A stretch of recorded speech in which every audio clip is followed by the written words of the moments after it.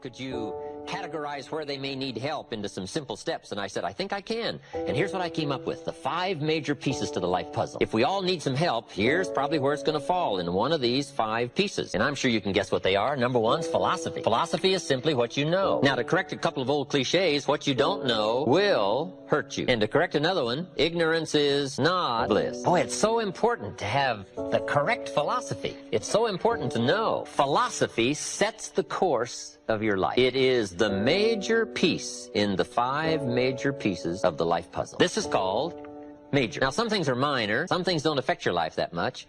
But here are 5 areas that affect our life immensely. Philosophy is simply what you know. So it's important to know. I'm telling the kids these days, make sure you get the information while you're here. I'm talking to the Newport Harbor high school kids in some lectures last year and this year. And my encouragement is, make sure you get all the information while you're here. I know it's laborious. I know it isn't easy to read the books and take the classes and try to get good grades. But hey, while you're here, gather it all up. Because there's nothing worse than being stupid, right? Being broke is bad, but being stupid is what's awful. And what's really bad is being broke and stupid, right? There's nothing much worse than that. Unless you're sick, broke, and stupid, right? We would call that the ultimate low. I don't know anything much worse than that. Well, maybe one more. Ugly, sick, broke, and stupid.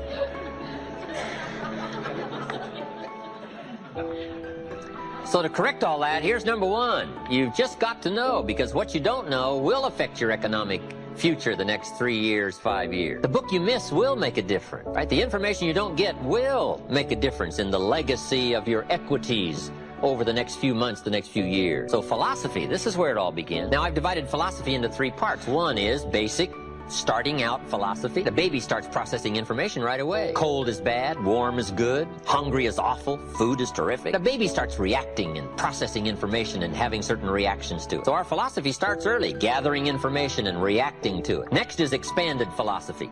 At least enough philosophy to be gainfully employed and offer a value to society and find your place in the marketplace. You know, be a reasonable, decent human being. Expanded philosophy. But now, how do you become wealthy and powerful and sophisticated, influential and unique? Simple word, refined philosophy. The refinement of philosophy. The extra studies and the extra books and the extra classes and the extra thinking, the extra pondering, the extra give and take of testing ideas and debate and discussion. That's where the extra life comes from, is in the dimensions of refined philosophy, the extra thinking. And these are the steps of intellectual discovery that a lot of people just don't want to take, or they're too busy to take it, or it presents itself in too strong and tough a manner, these extra skills. But I'm telling you, once you start engaging in these extra skills, you won't ever want to go back. This new intellectual discovery is where the wealth is. It's where the happiness is, the good life, influence, power, refinement of philosophy. Now, our philosophy comes from a lot of places. Let me give it to you. Number 1, from teaching, the influence of others, from the books we read, from the classes we take. And you might underline the word influence. This is where a big share of our philosophy comes from. Influence. In another series, we asked 3 major questions. Who am I around? That's called big questions. Some questions are little and some are big. This is a big one. Who am I around? Question number 2, what are they doing to me? This is called major. This is called big. Where have they got me going? What have they got me reading? What have they got me thinking? What have they got me saying? And the big biggie, what have they got me becoming? Influence plays a major role in the development of our philosophy. How we think, how we speak, the formulation of ideas, the things we weigh concerning value. All of this is so important. What we know, the mind, thinking, processing ideas and information. Ideas are simply information taking form. But this whole process of mind and thinking and knowing and processing ideas and information, this is so important because it determines the major piece of the 5 pieces of the life puzzle, philosophy. Now, we do something very important with what we know. We weigh it. We put it on our mental scales and we weigh it. And I don't know, we may give it a number from 1 to 10. Probably not consciously. But if we hear something and we come into possession of some information and we give it a 10, we'll probably act on it right away. If we give it a 1, we'll probably let it slide. If it's important, we'll do something about it. If we don't think it's important, we'll probably let it go. But it's so important to evaluate. A key word we learn in leadership skill training. Perception. Trying to find value in something. Where is the value? How valuable is it? How important is it? Is there something here that I can't see at first glance? Is there something below the surface? Is there something in the inner workings of it?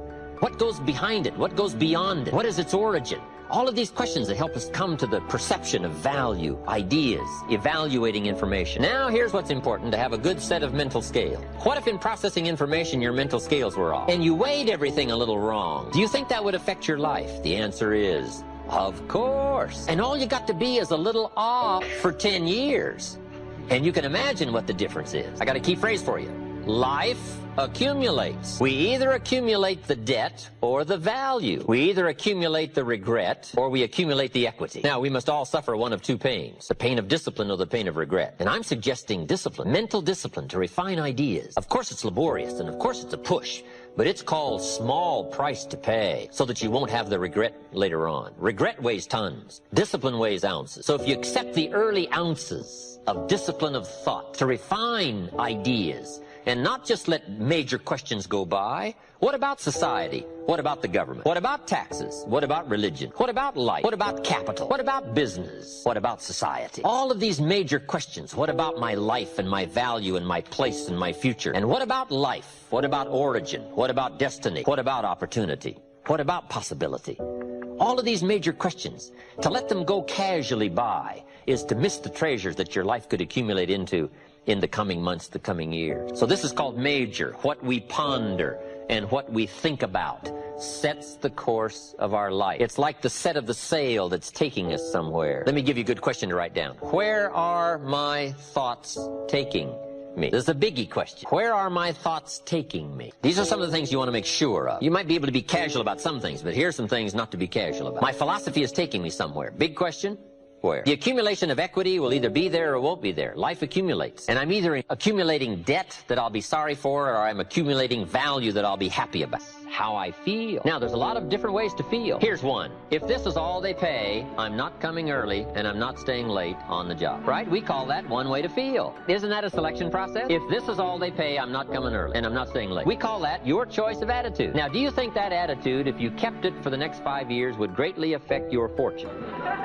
The answer is, of course. You cannot escape the accumulated effect of the selection of your attitude. You can't escape it. So one of the major things to check is, how do I feel? And am I on track or off track with my attitude? Now, attitude's not that easy to fix. It's not that easy to get information. It's hard to look up attitude in the yellow pages. If you could put your car in the shop and go next door and get your attitude tuned, wouldn't that be nice, right? But where do you go? How do we engage in the kind of philosophical thinking that will refine our attitude to give us a chance for future fortune rather than what will be missing in the future? So this is big, attitude. Here's another attitude. No matter what they pay, I always come early and I always stay late to invest in my own future. We call that another attitude about the same job. Now, why would one person have one attitude, another person have another attitude? We call that mysteries of the mind. Right? I don't know. Everybody has to choose for themselves. Everybody has to decide by education. Now, if you didn't know what the consequences were going to be, it could be very easy to choose the wrong attitude and not discipline yourself to the right attitude. So a big portion of our life is affected by how we feel. Let me give you just a quick list about the feelings that affect our lives. Number one, it's how you feel about the past. Boy, it's easy to carry the past as a burden instead of as a school. It's easy to let the past overwhelm you instead of let the past instruct you. How to feel about the past hurts and the past losses and the past difficulties and the times you failed and the times it didn't work. The accumulation of all of that. How you feel about that is going to greatly affect your future in your life. One of the major things that affects your life is how you feel about the future. Our life is affected by two major things. One is price and the other is promise. And it's not that easy to pay the price if you can't see the promise. I think kids are having problems these days trying to pay the price because they can't see the promise. But all of us wouldn't mind paying the price if we could have a clear view of tomorrow, next week, next month, next year. If we had the high assurance with great probability of how it's going to work out, do you think we would hesitate to pay? The answer is no. But everybody hesitates to pay if the future isn't clear. So to help the kids these days, we got to do two things. Help them to see the promise and help them pay the price. But we can pay if we can see. My karate instructor said, Mr. Rohn, you cannot believe the incredible feeling of walking down any city street unafraid. I said, let's get on with the classes, right? Hey, I will sweat. I will put myself through the paces, right? What would we do for an extraordinary promise? Answer, the most unbelievable thing. Would you crack the books? Would you burn the midnight oil? Would you engage in the extra thoughts and the extra disciplines if the promise was adequate? And the answer is, of course. But who wants to read? Who wants to burn the midnight oil? Who wants to put themselves through the paces if the promise isn't clear? Important. Price and promise. Here's number three. It's how you feel about each other. It's so important. Attitude about society, country, state, city, community, family, enterprise, company, corporation, division. It's so important to have a unique understanding about other human beings and what makes a good life, what constitutes a good life, how you feel about each other.